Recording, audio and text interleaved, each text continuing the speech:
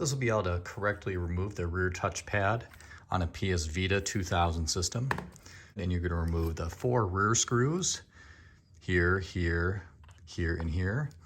The 2 bottom screws, as well as the screw in the game slot.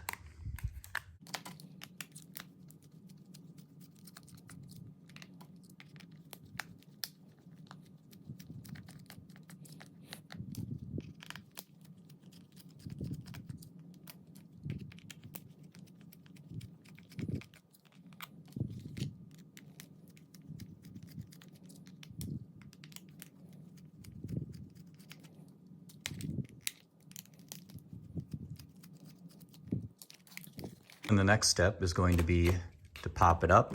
I like to start from the left side. So you're gonna stick your flathead in there, pop it up like that. Then you're gonna work your way around. And once you get it like that, I'm gonna have to wiggle it down like that. Then don't yank it because you're gonna flick up the flex cable tab. I like to use the tip and just kind of twist up.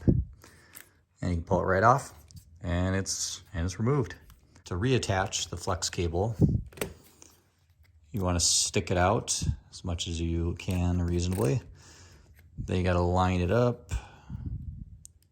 just barely, and try to push it in from the side with one of the 2 mounts right there.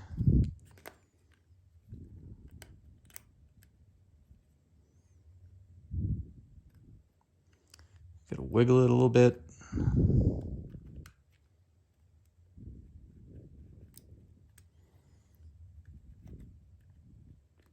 And it's in. And just flick the tab back down and pop it back on.